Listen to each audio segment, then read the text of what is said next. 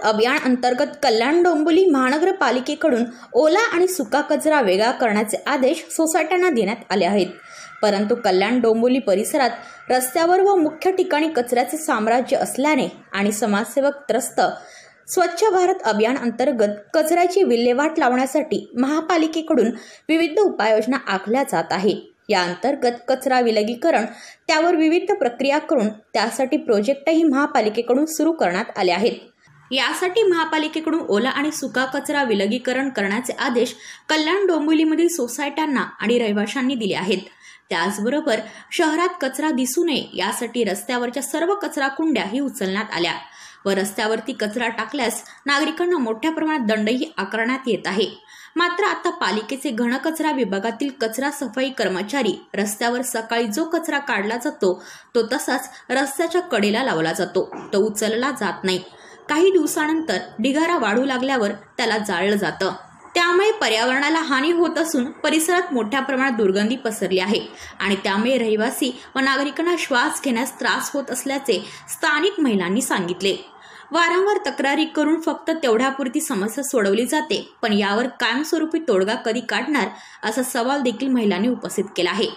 मी याच परिसरामध्ये राहते आणि जसं म्युन्सिपालिटी सांगते की ओला कचरा आणि सुका कचरा वेगवेगळा करा, आम्ही त्या पद्धतीने वेगळाही करतोय। पण घराच्या बाहेर जेव्हा आम्ही पडतो त्यावेळेस कॉर्पोरेशन सकाळी जे साफसफाई करतात ते एक साईडला कचरा जमा केला जातो आणि इकडचे जे स्ट्रीट डॉग आहेत तोच कचरा येऊन खातात। त्या डॉग्सला पण त्रास होतो, त्यांना पण त्यांच्या पण हेल्थला प्रॉब्लेम होतो आणि त्यांच्या हेल्थला प्रॉब्लेम झाल्यामुळे बाकीचं टोटलच पोल्युशनला पण प्रॉब्लेम होतो। श्वास घ्यायचा त्रास होतो ना, कारण इथून बाहेर आला तर स्मेल येतो घाणेरडा, कारण हा कचरा उचललाच जात नाही आणि नंतर 1-2 दिवसानंतर तोच कचरा जाळला जातो आणि तो जाळलेल्या कचऱ्यामुळे जास्त धुरामुळे आणखीन त्रास होतो। तर एक म्युन्सिपालिटीला हीच रिक्वेस्ट आहे की निदान कचरा जो तुम्ही हे करता तो निदान त्याची विल्हेवाट व्यवस्थित करा। त्याचबरोबर महापालिकेसाठी महापालिका दूत म्हणून काम करणाऱ्या सामाजिक संघटनाही पालिका प्रशासन दुर्लक्ष असल्यामुळे पालिका आयुक्त व संबंधित घनकचरा अधिकारी विरोधात नाराजगी व्यक्त केली आहे। देखिए, महानगर पालिका के साथ में 6 साल से एज अ स्वच्छता दूत हम लोग काम कर रहे हैं और ये जो मेरी पर्टिकुलर 1 नंबर और 2 नंबर वार्ड है, दोनों क्योंकि ये म्यूचुअल वार्ड हैं, तो दोनों वार्ड के अंदर जो कचरा है, जो कचरा कुंडी मुक्त वार्ड है, ये मैंने पिछले 6 साल से प्रयत्न करके इस वार्ड को कचरा कुंडी मुक्त वार्ड बनाया था, क्योंकि रोड पे जो है वो कचरा मुझे ना दिखाई दे। क्योंकि रोड पे जब कचरा, अगर हम इस एरिया को आज से कुछ साल पहले के देखेंगे तो ये पेड़ पौधे वगैरह कुछ नहीं थे, ये सब हम लोगों के एनजीओज के प्रयास से लगे हुए हैं और काफ़ी और अदर एनजीओज ने भी यहाँ पे आके प्लांटेशन किया था। लेकिन आप देखोगे यहाँ पे जो कचरा है डे बाय डे डेली आप देखोगे रोज इसी तरीके से पूरे कल्याण में कोने में जाके आप देखेंगे कचरा आपको इकट्ठा किया जाएगा। पिछले हफ्ते मैंने महानगर पालिका से यहाँ पे सफाई की है और वो सफाई होने के बाद भी कचरा जो है वो यहीं का यहीं पड़ा है। इसको आज 15 दिन हो गए हैं, इस कचरे को कोई उठाता नहीं है। जो सुबह यहाँ पे स्वीपर्स काम करती हैं लेडी, वो बोलती हैं कि मैं अकेली स्वीपर हूँ, मैं क्या काम करूँगी, और वो ऐसे ही झाड़ू मार के, बस नाम का जो झाड़ू है, मैंने ऐसे फेसबुक पे लाइव भी डाले हैं, वो नाम का झाड़ू मार के चले जाते हैं और यहाँ पे कोई भी क्लीनिंग नहीं है। और अगले दिन इसी कचरे को जो है वो आग लगा के जला दिया जाता है, जो हमारे एनवायरनमेंट को स्पॉइल कर रहा है। आप देखोगे हमारे एरिया में इतना ग्रीनरी है, हम लोगों ने इतना ट्री प्लांटेशन किया है, लेकिन आज जो ट्रीज है उनके नीचे आग लगा दी जाती है, आग लगा के पेड़ पूरे जल रहे हैं। तो इस तरीके की जो लापरवाही है वो कल्याण डोंबिवली महानगर पालिका की तरफ से हो रही है, जिसके लिए मैंने हजारों बार कंप्लेंट किया है। चाहे वो सैनिटरी इंस्पेक्टर हैं, चाहे वो वार्ड ऑफिसर्स हैं, चाहे वो कमिश्नर साहब हैं, चाहे वो मिस्टर रामदास कोकरे हैं, मैंने सबको ये बोला है। एक बार तो कहने पे सफाई हो जाती है, लेकिन ये रोज का मुद्दा है, इसको परमानेंटली सॉल्व करने के लिए क्या तरीका है इनके पास मुझे मालूम नहीं।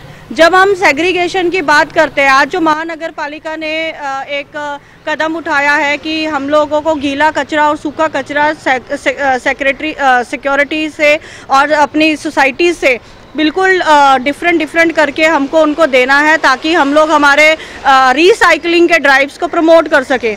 लेकिन मैं जानना चाहती हूँ कि क्या कभी कल्याण डोंबिवली महानगर पालिका के खुद के ऑफिशियल्स कभी खुद के ऑफिशियल्स एक भी सोसाइटी के अंदर डोर टू डोर कैंपेन में हम लोगों को सपोर्ट करके गए।